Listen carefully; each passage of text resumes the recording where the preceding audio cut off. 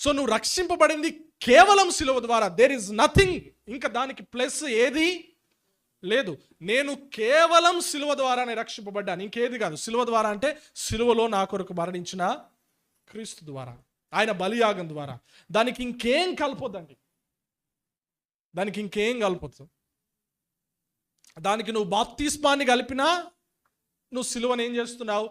వ్యర్థం చేస్తున్నావు, దాన్ని అసంపూర్ణం చేస్తున్నావు. అంటే యేసు సిలువలో పడిన శ్రమ సరిపోదు, లేదా అది ఏమంటాం అన్ఫినిష్డ్, ముగింపబడలేదు. దాన్ని ఇంకేం చేయాలి?